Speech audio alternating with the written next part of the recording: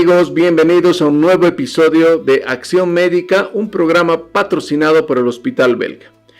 Hoy vamos a hacer la segunda parte de diabetes mellitus y vamos a hablar del tratamiento de diabetes mellitus y agradecemos nuevamente a nuestro invitado especial, el doctor Leandro González, para esta segunda parte de diabetes mellitus.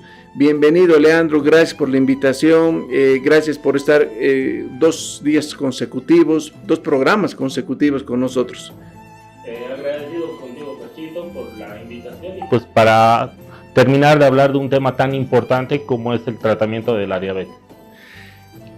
Vamos a empezar, Leandro, recordando a todas las personas que nos están viendo cómo debemos diagnosticar a la diabetes. Ahí en la diapositiva tenemos estos puntos que dicen hemoglobina glucosilada, glucosa en ayunas y la curva de tolerancia oral a la glucosa. Entonces, si nos puedes hacer un recuerdo para que entremos en contexto con esta primera diapositiva. Como ya habríamos señalado en el episodio anterior, pues la diabetes vamos a requerir ciertos criterios para el diagnóstico.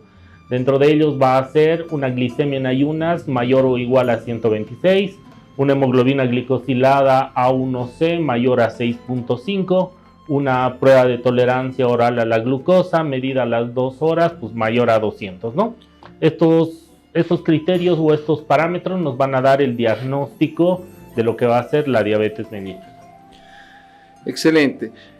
Si nosotros tenemos un paciente ya diagnosticado con diabetes, por eso hoy día vamos a hablar de tratamiento, pero quería empezar cómo diagnosticamos. Una vez que hemos diagnosticado a un paciente, le hemos dicho, usted es diabético, a partir de hoy tiene que hacer el siguiente tratamiento, ¿no es cierto?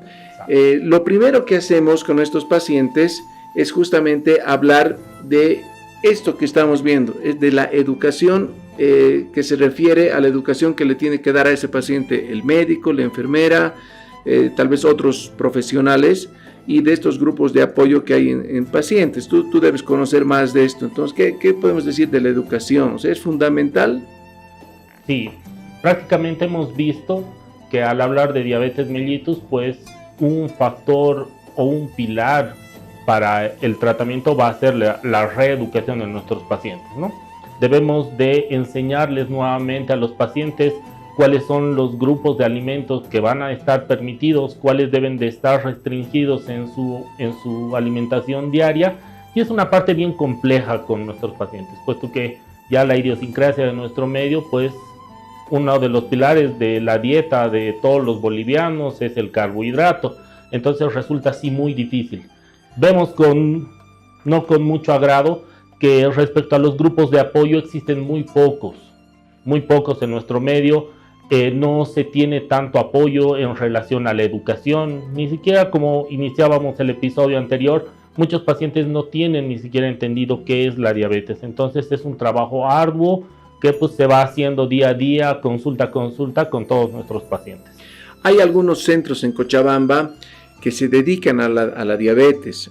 Y he visto algunas iniciativas también de algunas clínicas y hospitales donde hacen grupos de apoyo, pero lamentablemente no son sostenibles. Es decir, a mí me preocupa que estas iniciativas duren poco y lamentablemente después de 2 o 3 reuniones se diluyen, ¿no es cierto? Pero hay grupos de apoyo. En estos grupos de apoyo, no sé qué opinas en relación a los diabéticos tipo 1, que son jóvenes y adolescentes, que son un grupo mucho más difícil, ¿no? No es fácil a un adolescente decirle a partir de hoy no comes dulces, carbohidratos, ¿no? Claro, es el grupo más difícil de tratar, pues justamente va a ser el diabético tipo 1.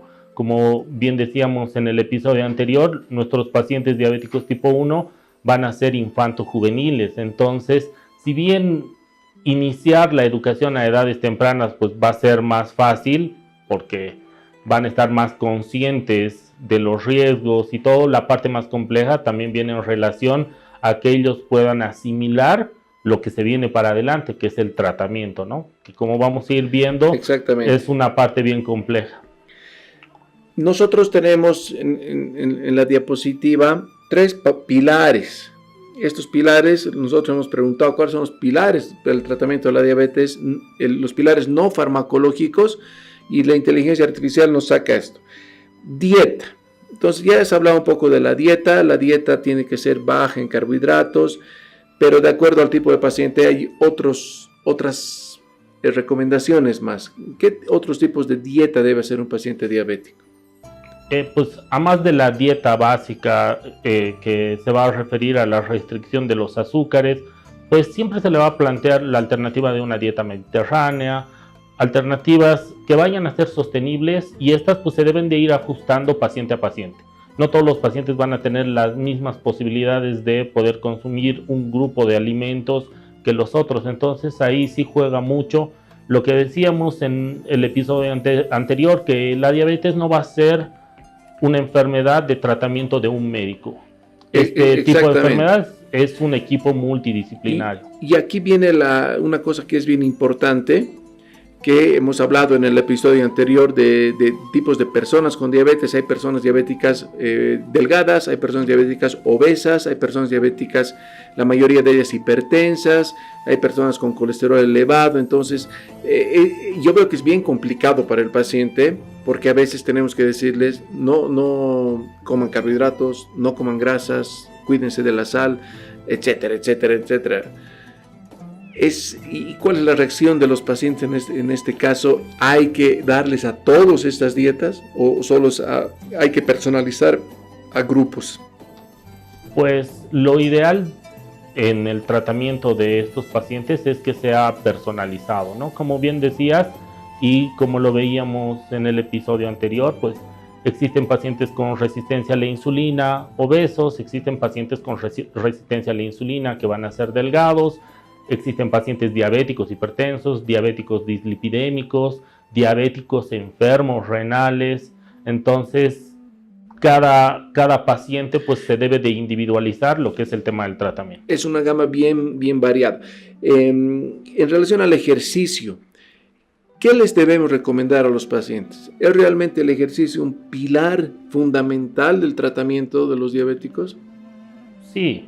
Evidentemente, la actividad física va a ser uno de los pilares en relación al tratamiento de la diabetes. Hemos visto que pues, gran parte de nuestros pacientes o en la población en el mundo pues, son diabéticos tipo 2. Hemos visto que la diabetes tipo 2 va a ser principalmente motivada o desencadenada por el sedentarismo. Entonces, ya las guías actuales nos indican que actividades físicas cardiovasculares de al menos 150 minutos semanales van a ser un pie o un inicio para poder ir reeducando, creando este hábito que pues por lo general en lo ajetreado de nuestras vidas pues lo vamos perdiendo, ¿no? Evidentemente, y además que el paciente diabético con sobrepeso tiene prácticamente la obligación de rebajar de peso, porque como hemos dicho antes, la obesidad es un desencadenante de la diabetes, pero también es un agravante de las condiciones, ¿no es cierto? Exacto, justamente la obesidad es algo contra lo que tenemos que ir. Ya decíamos que, por ejemplo, el término ya aceptado de prediabetes únicamente hace referencia a eso, ¿no? Damos chance a nuestros pacientes que con actividad física, un poco de ayuda nutricional, un poco de medicación en muchos casos, como vamos a ver más adelante, pues sí se puede ofertar, sí se puede ofrecer al paciente las medidas como para que pierda peso y pues podamos alejarnos de este diagnóstico que va a ser la diabetes. Excelente, entonces vamos a entrar en lo que es el tratamiento farmacológico después de estas recomendaciones. Nosotros dividimos a la diabetes en tres grandes grupos. Hoy vamos a hablar del tratamiento del primer grupo, diabetes tipo 1, y del segundo grupo, diabetes tipo 2. Entonces, en el grupo de los pacientes con diabetes tipo 1, estos pacientes, la pregunta es, ¿requieren necesariamente de tratamiento con insulina? Sí, como habríamos visto, el paciente diabético tipo 1 se va a caracterizar por una destrucción de lo que van a ser las células beta del páncreas. Estas células beta van a ser las responsables o las encargadas de la producción de insulina. Si es que no existe célula beta que pueda producir insulina, pues necesariamente la administración de insulina exógena va a ser necesaria para poder controlar nuestros niveles de azúcar.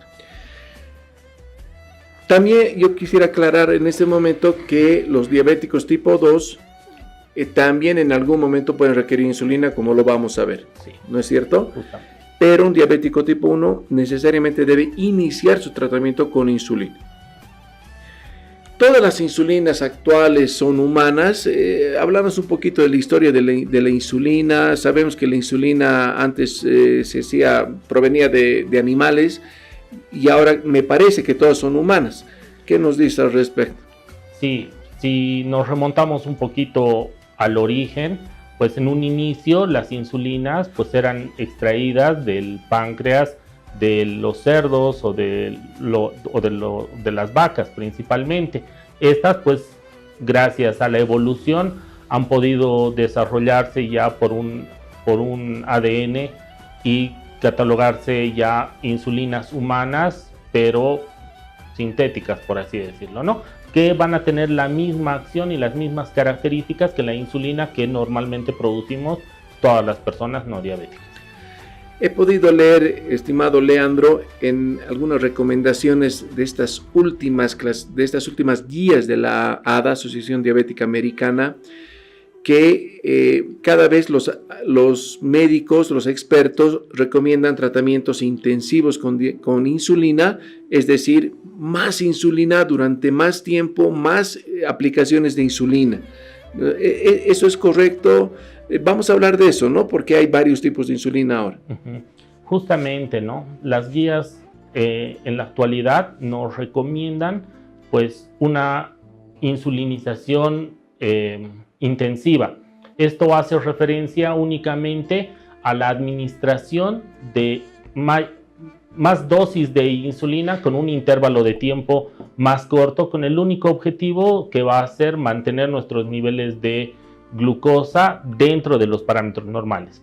Esto va a tener como objetivo final únicamente evitar las hiperglicemias, así sean por horas, lo que sí ha demostrado que disminuyendo estos episodios de hiperglicemia interdosis, por así decirlo, pues disminuimos a la larga complicaciones que puedan tener nuestros pacientes. Esta insulinización principalmente va a estar dada o va a estar recomendada para los diabéticos tipo 1 y de manera ocasional, pues en algunos pacientes diabéticos tipo 2, pero en casos muy puntuales, pacientes que sean de muy difícil control o que tengan algunas características en particular.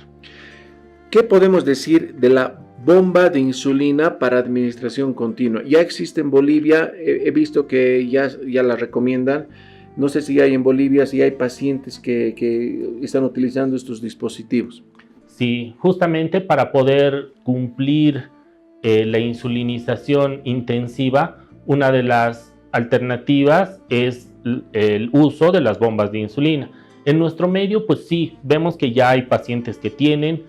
La comercialización en nuestro medio todavía es un poco pobre, con costos elevados de los dispositivos, que van a tener como función principal lo que va a ser la administración de una dosis basal de insulina y la programación para la administración de bolos de insulina para poder conseguir justamente el control de nuestros niveles de azúcar.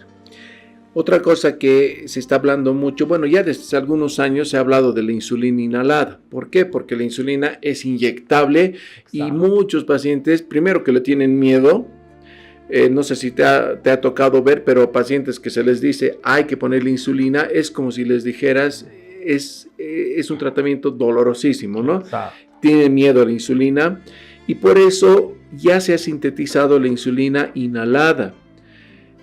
Hay insulina inhalada en nuestro medio, ya está comercializada en otros países. Sí, justamente el uso de la insulina inhalada pues tiene por finalidad casi igual que una insulina de acción rápida. Es más, se la cataloga como una insulina de acción rápida. Esta al ser inhalada pues pasa al torrente sanguíneo y tiene un tiempo de acción muy corto, entonces nos serviría únicamente como un coadyuvante, al tratamiento, ¿no? Para los tratamientos o para los controles de glicemia postprandiales, ¿no? Tiene un tiempo de acción corto, muy restringida. Pero es una alternativa. Una alternativa, sí. A ver, nosotros, por lo menos yo, Leandro, yo soy el profesor de Leandro. Muy buen maestro en la facultad. Hemos tenido, bueno, esa suerte de coincidir en un hospital, y esto ha sido hace unos años, pero vamos a remontarnos un poquito más. Hace 20 años solo existían 2 tipos de insulina. Ahora hay insulinas de acción ultra rápida y hay insulinas de acción muy prolongada.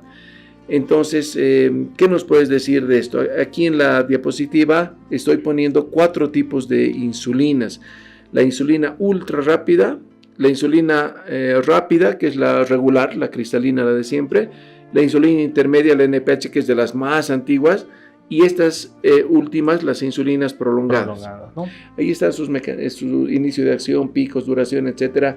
Pero ¿qué nos puedes hablar de esto? Justamente las insulinas ultra rápidas y las insulinas prolongadas, que son los 2 tipos, digamos, más recientes en relación a las nuevas insulinas, por así decirlo, son insulinas análogas humanas, ¿no? Son insulinas que a la previa que decíamos han sido modificadas para que su acción sea o muy rápida o ultra lenta, o sea, o muy lenta. Estas principalmente pues las vamos a emplear para controles de glicemia postprandiales en nuestros pacientes diabéticos tipo 1, ya que la insulina ultra rápida va a ser la que se va a asemejar mucho en relación al inicio de acción, al tiempo de duración, con la insulina que normalmente producen nuestras células beta. En contraposición, nuestra insulina rápida, pues como sabemos, más para correcciones, pacientes en uso hospitalario, y nuestra insulina intermedia o la tan conocida NPH va a ser aquella insulina de la cual vamos a emplear o la cual vamos a utilizar en nuestros pacientes diabéticos tipo 2, ¿no? Las insulinas ultra rápidas podrían dar la ventaja al paciente con diabetes tipo 1 de comer un poquito más, tal vez liberarse de esa ansiedad que tienen los jóvenes de no poder comer, y eso que les acarrea problemas psicológicos y demás. ¿Podría ayudar? Sí, claro que sí. Justamente es una insulina que se va enseñando al paciente para poder emplearla en relación al tipo de alimentación que haya tenido, la cantidad de alimento, de carbohidrato que haya ingerido, para poder calcular la dosis que se debería de administrar. Al principio es complejo, pues como toda insulina puede generar efectos secundarios. Exacto. Pero es muy bien tolerada. Tú muy bien lo has dicho, hay que enseñarle. Entonces, para los pacientes que nos están viendo, es difícil enseñar la aplicación de insulina, es dolorosa la aplicación de insulina. ¿En cuánto tiempo puede aprender un paciente? Yo creo que estas preguntas se están haciendo las personas que nos están viendo. La curva de aprendizaje de los pacientes pues es relativamente corta, dependiendo de las características de nuestros pacientes, nuestro nivel sociocultural. Pues unos van a tener un apego y una fase de enseñanza más corta que otros pacientes. Muchos, como tú muy bien sabes, Fernandito, y te ha debido tocar ver también en la consulta, pacientes ya un poquito añosos o enfermos renales que requieren el uso de insulina, o que llegan ya para una terapia de reemplazo renal y recién estamos cambiando las tabletas a insulina. Exacto. Pues siempre necesitamos una tercera persona. La administración de la insulina, pues a diferencia de lo que todos nuestros pacientes creen, no es dolorosa, es relativamente sencilla, y pues con la técnica correcta y el tiempo dedicado a enseñarles a nuestros pacientes o a los familiares, pues son muy bien toleradas en el tiempo. Y lo que hemos visto es que esa aversión a la insulina, ese miedo a la insulina, luego se convierte en una rutina para los pacientes y dejan totalmente de tenerle miedo. Es solamente pasar esa barrera, ¿no es cierto? Exacto. Hablaremos del tratamiento, de esta alternativa que existe.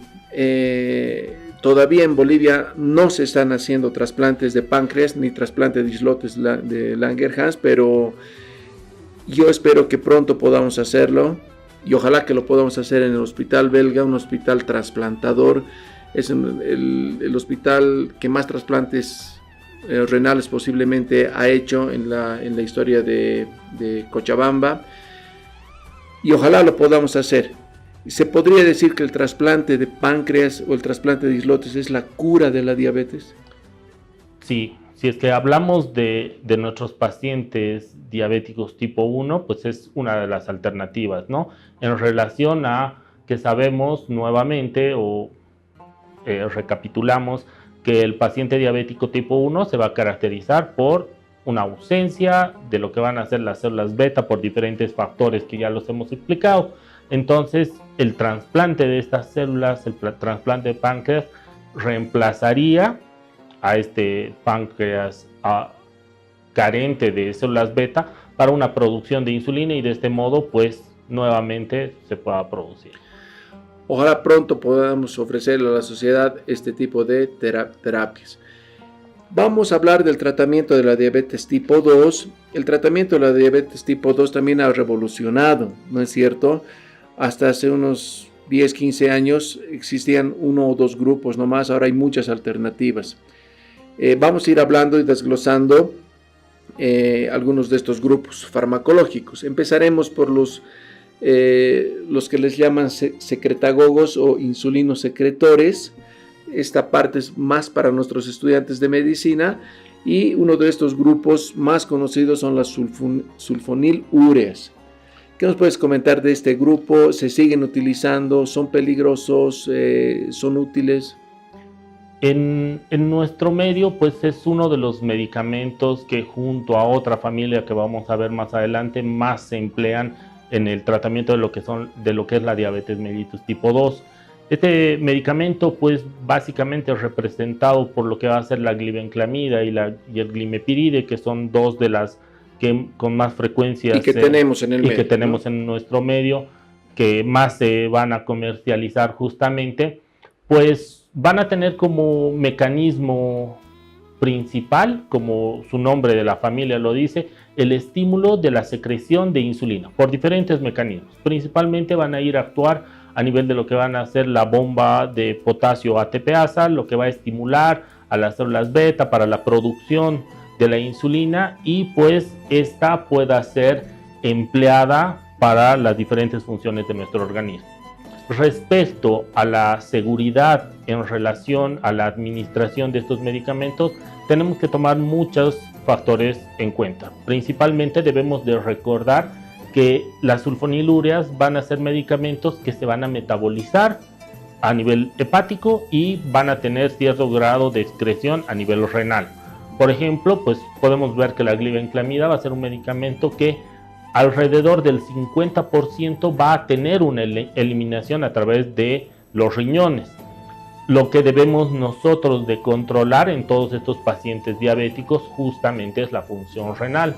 Aquellos pacientes que tengan una tasa de filtrado glomerular pues disminuida, alrededor de 30 ml minuto, ya debería de suspenderse, de restringirse este tipo de medicamentos. Exactamente, esa es una cosa que pasa. Nosotros, cuando nos envían a los nefrólogos, a los pacientes, es justamente son los pacientes que tomaban sulfonilúreas, glibenclamida, glimepiride, y de pronto se les bajó el azúcar, y ese momento ya se podría decir que el paciente está con falla renal.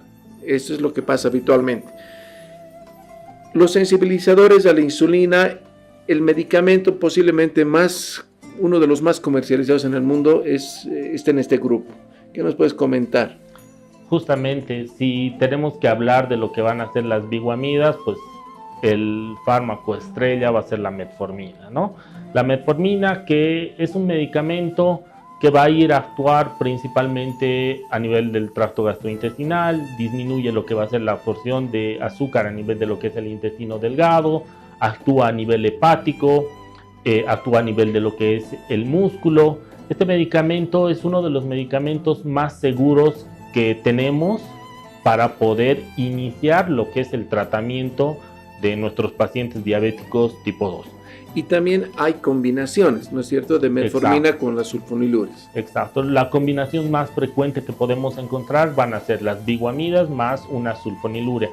Una estimula la secreción de la insulina, como veíamos, y esta otra, pues, es el medicamento que, entre comillas, ayuda a la utilización de esta insulina producida.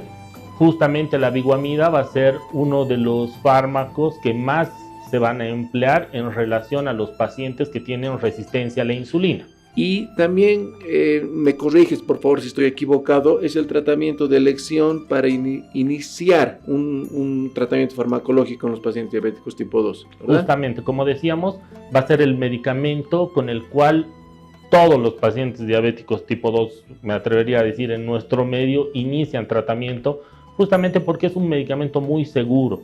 Okay. El porcentaje de probabilidad de que nos produzcan hipoglicemias pues es casi nulo, entonces exacto, es por excelencia el que vamos a elegir. Sin embargo, en pacientes que tienen la falla renal, estos medicamentos se deben cortar, suspender. Esa es la recomendación. Es decir, exacto, el paciente que tenga diabetes de mucho tiempo debe acudir a su médico y si tiene ya alteración de los riñones debe suspender, ¿no es cierto? Exacto, justo al igual que las sulfonilureas, este medicamento, a la par, cuando ya existe un deterioro de la función renal, debe de ser suspendido.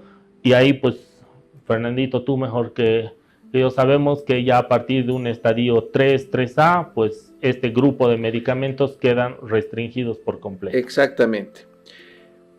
Hablaremos ahora de estos nuevos grupos de medicamentos que se utilizan en la diabetes. Aquí hay un grupo que es nuevo prácticamente, no vamos a decir que es de los últimos años, pero tal vez de la última década, y son los inhibidores de la DPP-4.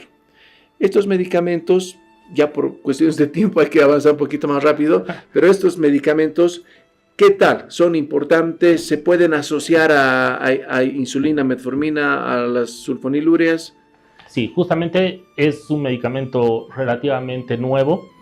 Sí se los puede asociar con los de la familia, principalmente con la biguamida. En nuestro medio tenemos ya la combinación de sitaglitina más metformina. Este medicamento va a tener por objetivo básicamente controlar la glucosa postprandial. Ya es un medicamento seguro que pues tiene muy pocos efectos secundarios, como podemos ver, y que no son de los más frecuentes de encontrarse. Entonces sí es una muy buena alternativa para nuestros pacientes. Perfecto. Estos medicamentos que vamos a hablar ahora han revolucionado el tratamiento de la diabetes, y no solo de la diabetes, se utilizan para otras cosas. Ahora, ¿qué nos puedes comentar de los agonistas del receptor GLP-1? Que sería el agonista del péptido similar al glucagón, ¿no es cierto? Exacto. Están de moda. ¿Y por qué están de moda actualmente? Justamente este medicamento ha llegado a nuestro país, por ejemplo, no tanto así como un tratamiento para los pacientes diabéticos, sino como uno de los efectos que tiene en relación en nuestro organismo. Uno de los efectos o uno de los mecanismos de acción que va a tener va a ser enlentecer el vaciamiento gástrico. Por ende, pues nos disminuye el apetito, y como un efecto secundario muy demostrado en varios estudios está la pérdida de peso. Entonces hemos encontrado muchos pacientes que con la mayoría y otros sin criterio, pues hemos visto la administración tanto del liraglutide como del semaglutide para justamente poder conseguir esto, que es la pérdida de peso.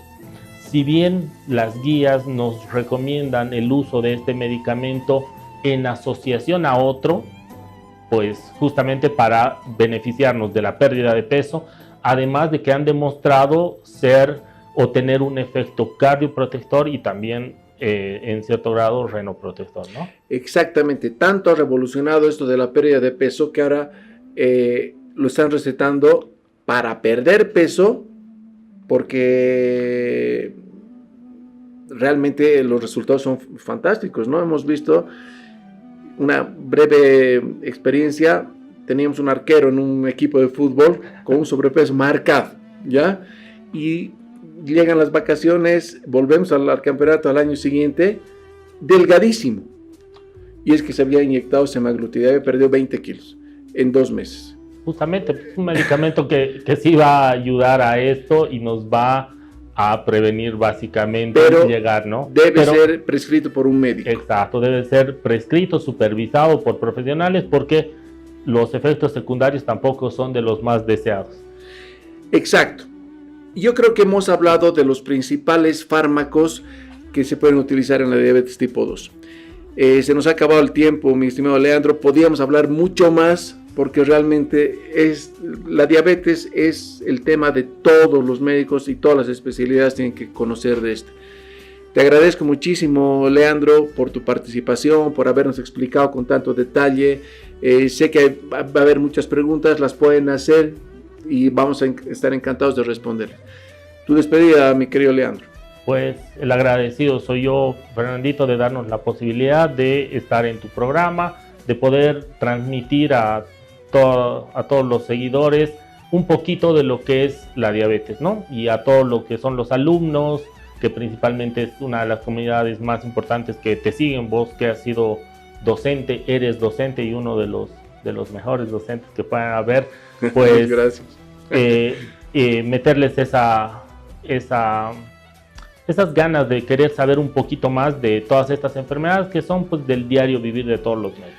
Excelente, estimado Leandro, te esperamos en, yo creo que un tercero y un cuarto episodio de diabetes. No los vamos a hacer ahora, vamos a esperar un poquito, pero tenemos que hablar de las complicaciones agudas, de las complicaciones crónicas y de muchas otras cosas. Muchas gracias, querido Leandrito. Muchas gracias a todos por seguirnos y por interesarse en este podcast Acción Médica, patrocinado por el Hospital Belga.